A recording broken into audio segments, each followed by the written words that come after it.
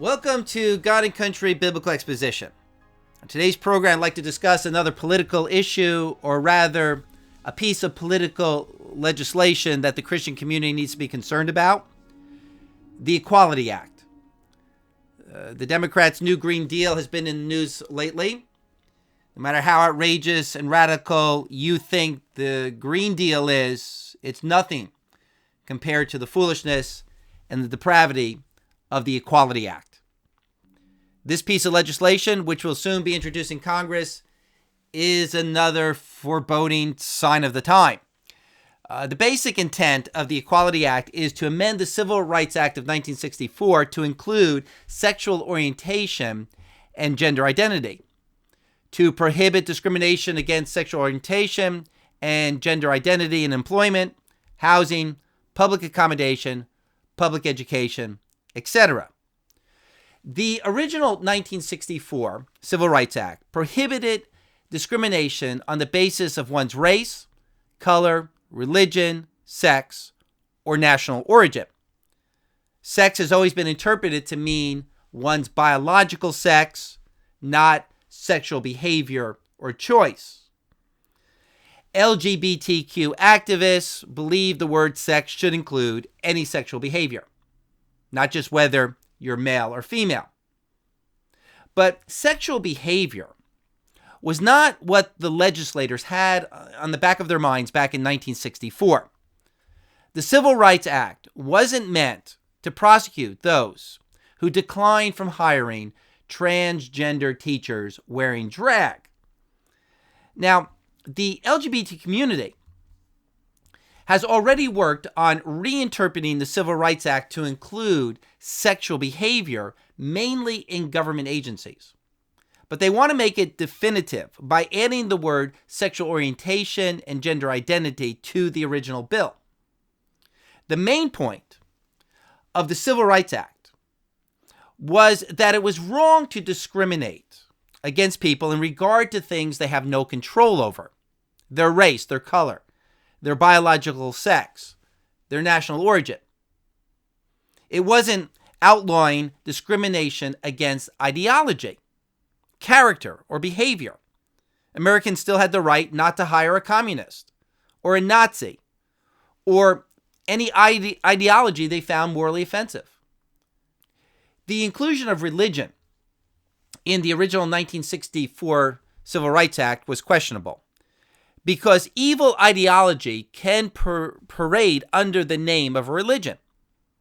For example, what if your religion includes human sacrifice? Well, of course, people could discriminate against that religion. So the inclusion of religion was kept in check by that which is lawful or unlawful. But in the Equality Act, in adding sexual orientation and gender identity, the Civil Rights Act would now prohibit moral discrimination, as opposed to just prohibiting physical discrimination. And when moral discrimination is outlawed, the state is effectively forcing the public to conform to a moral ideology. Now, this force of government is really not the problem. I mean, all laws force the public to conform to some moral ideology. The point is whether it is a righteous or an unrighteous moral ideology. Whether, according to Romans 13, the state is an avenger who brings wrath on the one who practices evil, or the state is an avenger on the one who practices righteousness. Everyone discriminates. The police and the public discriminate against murderers and thieves and sex traffickers. The question is, which morals should a society discriminate against? The morals of Christianity or the morals of Sodom? The Equality Act would codify in America the morals of Sodom, that there can be no laws against the values of Sodom, and everyone must accept Sodom or be prosecuted for discrimination. And the bottom line is that this piece of legislation requires the government and the public to accept homosexuality and transgenderism and gender choice. And the Equality Act actually expands the public accommodation requirements in the 1964 bill, so that bankers, florists, photographers, and all businesses will be forced to promote LGBTQ sexual orientation and gender identity. Even wedding magazines will have to feature homosexual weddings. Businesses that financially support pro-traditional family organizations could be prosecuted as being discriminatory. The Equality Act will also, in effect, require the public to erase gender distinctions and norms, which is the goal of the LGBTQ movement. Male public school teachers will be able to dress and identify as women if they so choose. It will be the law that gender is a personal choice, and society cannot require any gender norms. And what follows from this is erasure of gender on birth certificates, in locker rooms, in bathrooms. Now, when polled, 70% of Americans support laws protecting LGBTQ people against discrimination.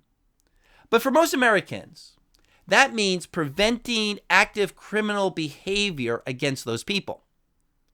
But little does the public realize that discrimination, as defined by gay and transgender activists, is society's mere maintenance of any gender norms. Even maintaining the concept of gender or using the pronouns he or she is defined as being discrimination. So this piece of legislation is being moved along by false pretenses. And once in place, it will be the justification for legal enforcement of changing cultural norms to reflect LGBTQ morality. No more Boy Scouts, no more Girl Scouts, no more education concerning gender norms or biological gender requirements, because that will be against the law. There will even be requirements to teach children that gender norms are discriminatory. Case in point, now in New Jersey, a law just passed. Public schools are required to teach LGBTQ history.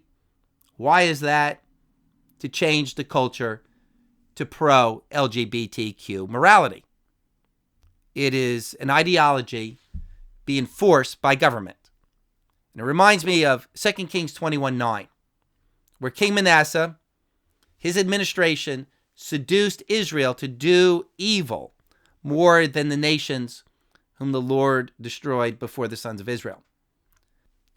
The Human Rights Campaign, which is the largest LGBTQ political lobbyist organization in our country, is pushing for the Equality Act. And on their website, the claim is, quote, "The need for these protections is clear. Nearly 2/3 of LGBTQ Americans report having experienced discrimination in their personal lives.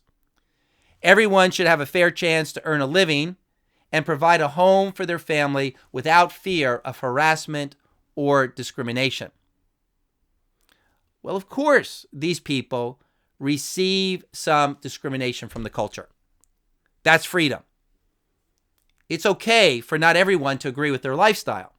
And a healthy culture is supposed to resist sexual deviance. But notice how the Equality Act is made to appear as if it is passive protection of LGBTQ people, when it is actually active prosecution of non-LGBTQ supporters.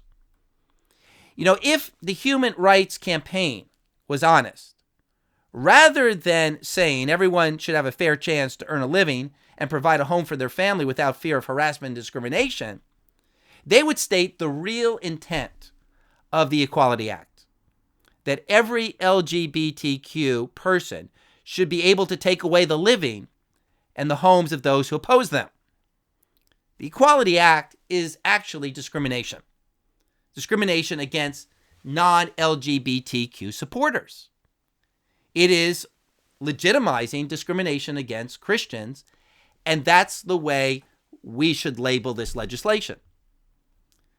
Here's a frightening part in the whole thing. When the Equality Act was introduced in 2017, all Democrats and all independents co-sponsored the bill. Not just voted for the bill, but signed on as sponsors. They wanted to get their names and their reputations on the bill. Barack Obama, Hillary Clinton, Bernie Sanders all announced support for the bill. Every 2020 Democrat for president is supporting this bill. In Congress, 198 congressmen support the bill out of 435.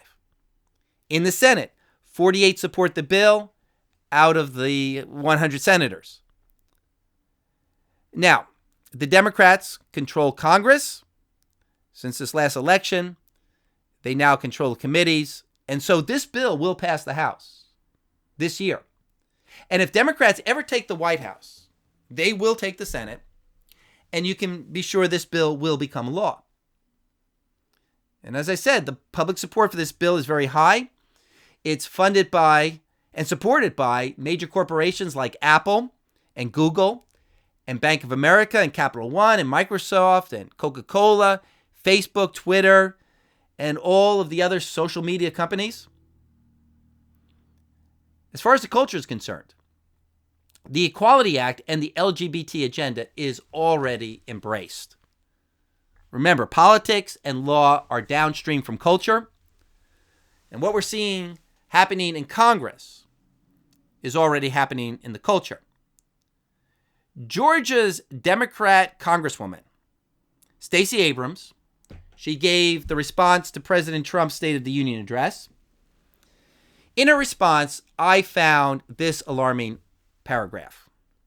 Quote, America achieved a measure of reproductive justice in Roe versus Wade.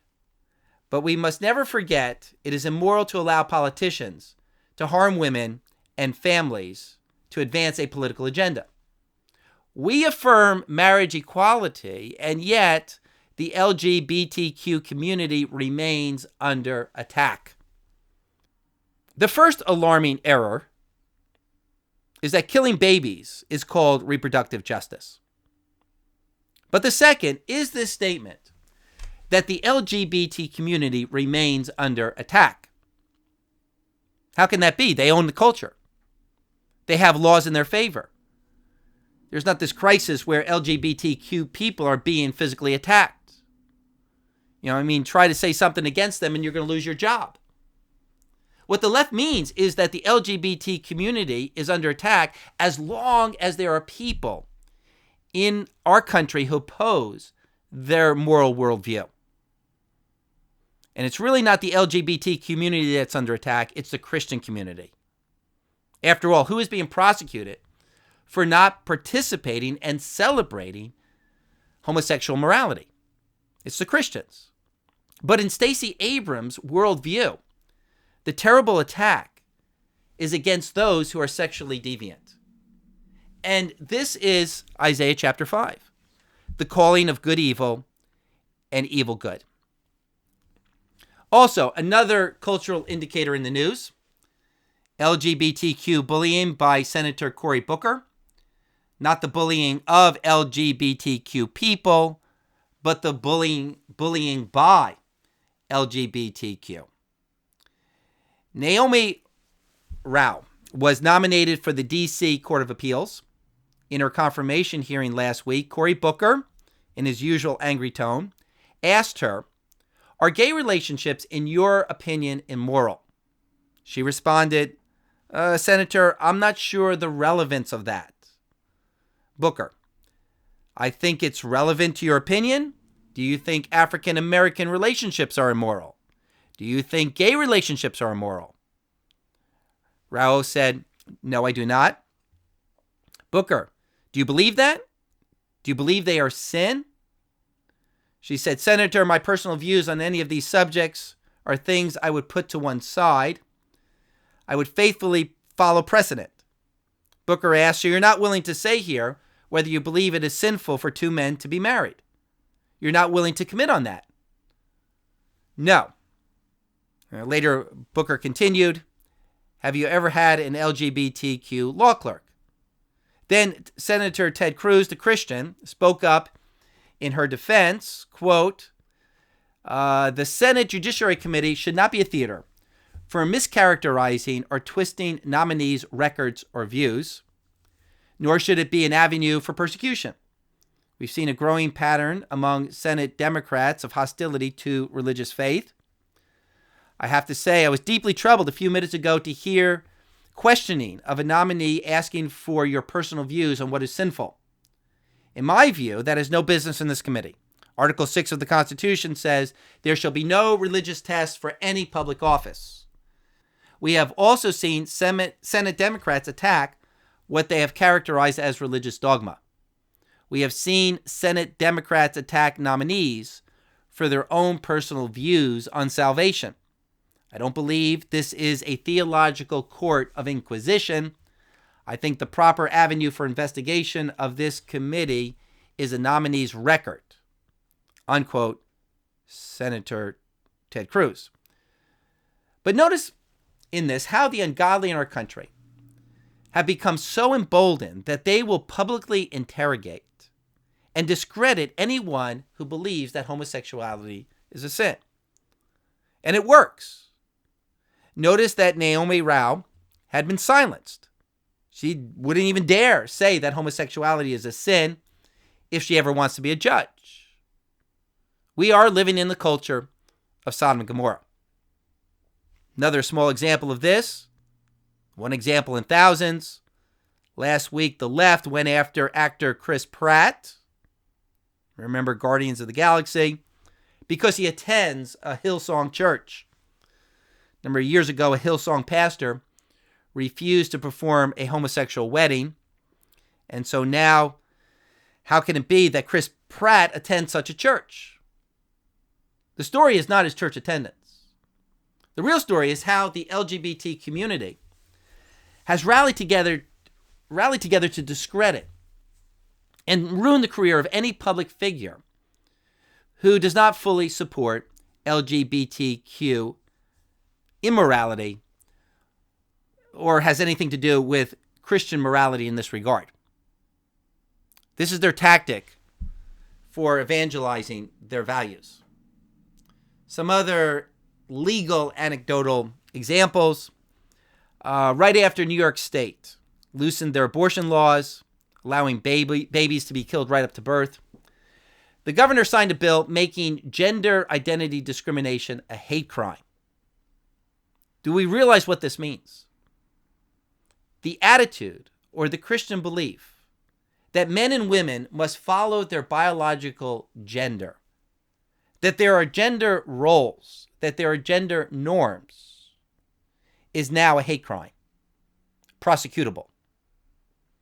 New York State also banned gay conversion therapy at the same time. Counselors are not allowed to counsel a young person out of homosexuality, but it's one-sided. They are allowed to counsel a youth into homosexuality. That's surreal.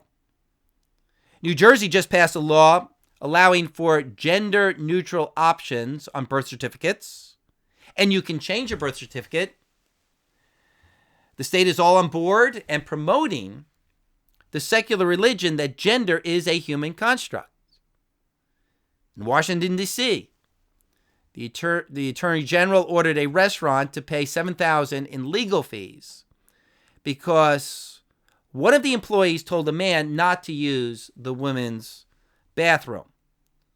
All the employees must now attend a transgender accommodation workshop, state indoctrination. The restaurant must also post a sign outside its restrooms telling customers that they're permitted to use the bathrooms that correspond to their gender identity or expression. This too is surreal and dystopian. The Human Rights Commission in D.C. has taken the D.C. Human Rights Act of 1977 and applied it to gender expression. And this is what the Equality Act will require of the whole country. So this is the immoral crusade of the left. And these people sincerely believe this is righteousness and justice.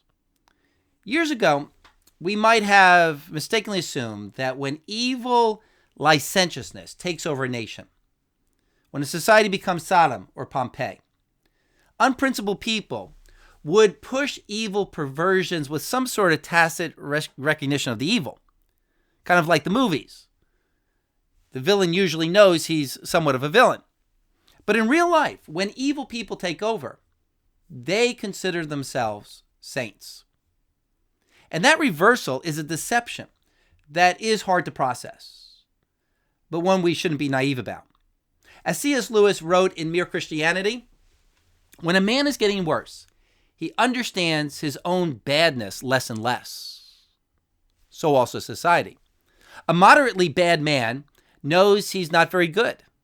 A thoroughly bad man thinks he is all right. This is common sense, really.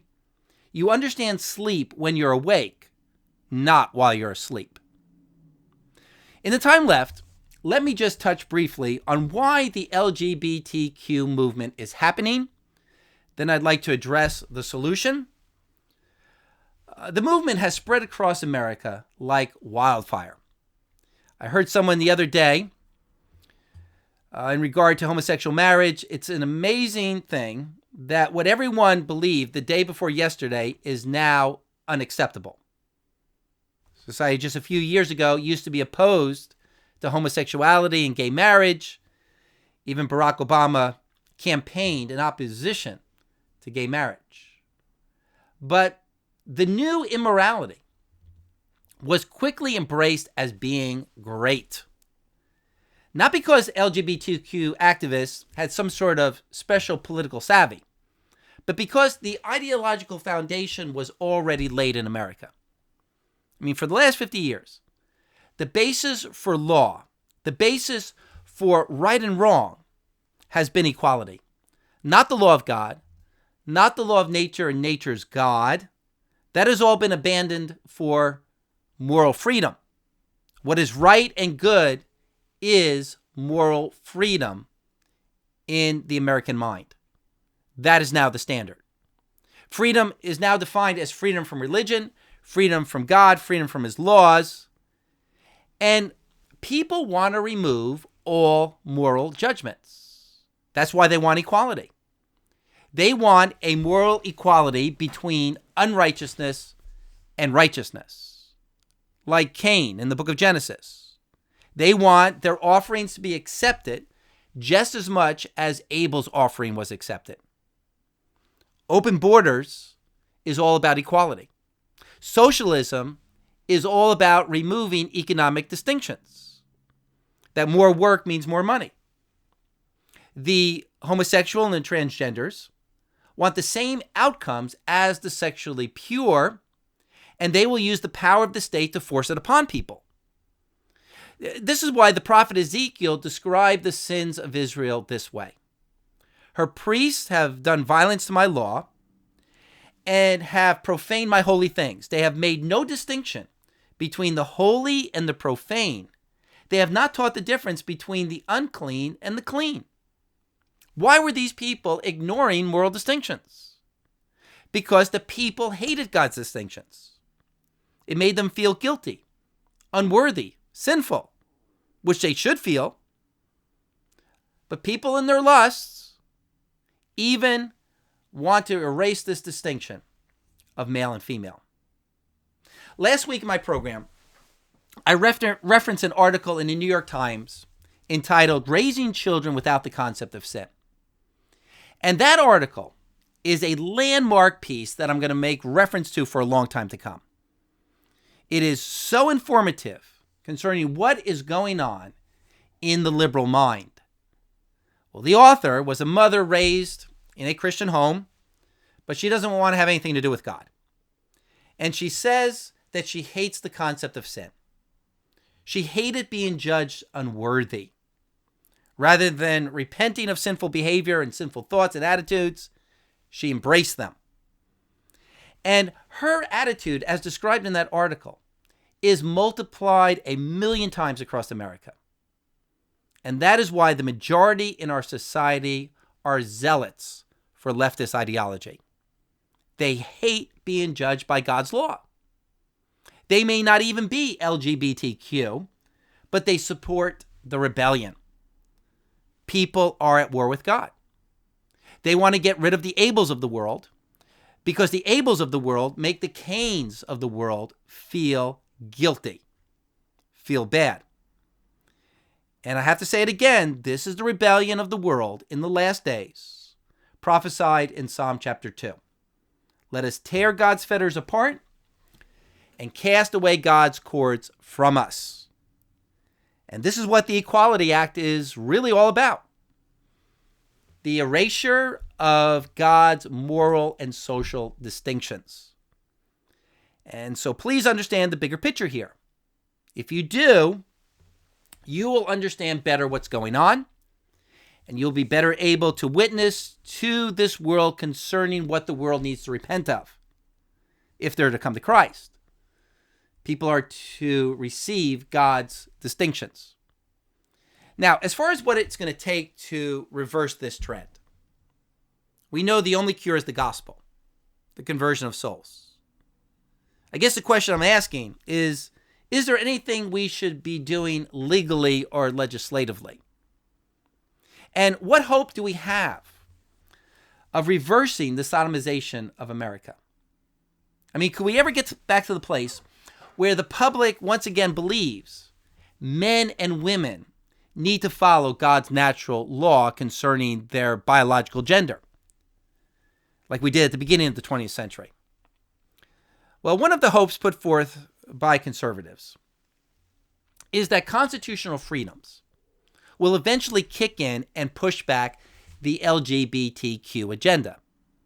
The First Amendment, Congress shall make no laws respecting an establishment of religion, or prohibiting the free exercise thereof, or abridging the freedom of speech, or of the press, or the right of the people peaceably to assemble. So if people have free speech and the right of association, then the LGBTQ agenda can never persecute the Christian faith. And therefore, the Christian community can thrive while the LGBT community eventually implodes due to the inherent social, physical, and emotional consequences of sin. And it will implode. Take, for example, this case. University of Iowa versus the business leaders in Christ. This college group, Business Leaders for Christ, was removed from the university because they didn't allow a homosexual to hold a leadership position. Because obviously, the homosexual did not hold to the club's moral religious beliefs. A federal judge ruled in favor of Business Leaders for Christ. Judge Stephanie Ross of the U.S. District for the Southern District of Iowa found that the University of Iowa violated the Christian club's First Amendment rights to free speech, expressive association, and free exercise of religion. Kudos is to the judge. The university doesn't get a license to discriminate against Christianity. So here's a case where First Amendment rights hold back the LGBTQ agenda. But how long will this last? How many judges will rule this way? Seems like fewer and fewer. Here's another story in the Federalist. Texas Democrats seek to ban Christianity using so-called anti-discrimination laws. If the Texas legislature passes these bills, Christians near and far should be concerned about how their freedoms will be curtailed in the coming years. Left-leaning legislators have formed Texas's first LGBTQ caucus while promising a transformative agenda. This includes a number of proposed sexual orientation and gender identity laws that would attack people of faith so aggressively they can justifiably be described as ban the Bible bills. These proponents try to fly under the radar as anti-discrimination bills because who doesn't want to stop bullying? But such so-called anti-discrimination laws turn law-abiding Christians into criminals. Ban the Bible doesn't have to mean confiscating physical Bibles. LGBT activists aren't that obvious with their intentions yet, but it does mean something even worse: stripping Texans of their right to practice biblical teachings in their day-to-day lives. These bills would create new government powers and protections that ban the free expression of biblically grounded beliefs, especially teaching on marriage and sexuality. Those who do not comply will face fines, possible jail time, or other criminal charges. These policies are similar to the ones used against Christian cake baker Jack Phillips in Colorado. Other bills would force religious homeless shelters, colleges, universities to allow or require biological men to sleep next to women. As if that's not bad enough, these same bills would be used to force private businesses to allow men into the most intimate spaces designed for women. This includes places like showers and locker rooms, gyms, public bathrooms. Again, if you think this is so far-fetched, it's already happening in other states. Planet Fitness in Michigan revoked membership to a woman who merely complained that there was a man in the woman's locker room. So, how can such laws pass, given the fact that we've got the First Amendment? Well, because historically, the First Amendment never prevented the state from prohibiting that which is unlawful. Your freedom of speech doesn't give you the right to cry fire in a crowded theater when there is no fire. Your free speech doesn't give you the right to upset the public with a lie. So if the culture embraces the immoral LGBTQ values, to speak against them will be paramount to crying fire in a theater. You're upsetting people.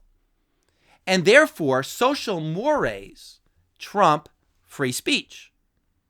Society will always operate on a set of values. A society cannot be valueless. The question is, which values will dominate? Christ's values or Satan's values? We are not going to be living in a country where half the people hold to LGBTQ values and the other half hold to Christian morality, as if we'll all get along just fine. That really is a common misconception among many conservatives and many Christians, that all we have to do is fight for freedom and pluralism and everything is going to be just fine. But that is not the way societies work. That's not the way morality works. Eventually, you're either going to get Jerusalem or you're going to get Sodom. Either we're going to have the Sodomites breaking down Lot's door, Genesis chapter 19, verse 9, or we're going to have Jehoshaphat expelling the Sodomites to keep the country morally safe. 1 Kings 22:46. The illusion is that a country can follow or allow total pluralism, that we can allow each person to choose and no one will bother anyone else. But that is not the nature of sin. That is not the nature of morality. A nation cannot permit homosexual behavior, just like it cannot permit incest or polygamy or pedophilia. And don't imagine that homosexuality is in some special category of allowance. So right now, our country is at this temporary period where Lot is living relatively peacefully in Sodom, even though his righteous soul is being vexed. But the day is coming when the violence will begin. Now, don't misunderstand. I am glad for all the efforts using the argument of freedom, using the argument of pluralism, using current laws to delay the persecution of the church. I believe even Paul used that argument when he said, I'm a Roman and I appeal to Caesar. But we must realize that long term, the appeal to freedom or social pluralism, that we can all get along, will not save the nation. So what's the solution? Well, the only solution is either America has a revival or America is judged by God. God's solution to Israel's fall into perversion is described in Isaiah chapter 4, verse 4, when the Lord has washed away the filth of the daughters of Zion by the spirit of judgment and the spirit of burning. And that's the topic for next week's program. What the Bible has to say about God reestablishing his authority on earth whenever it's challenged. And you will find that to be a very informative biblical teaching. Thank you for taking the time to listen today. I hope that these programs help you gain a better understanding of God's word, God's ways, the application of God's laws, for your encouragement and for your greater praise of God. Contact information is on the closing slide. May God richly bless you as you continue to live by the word of God.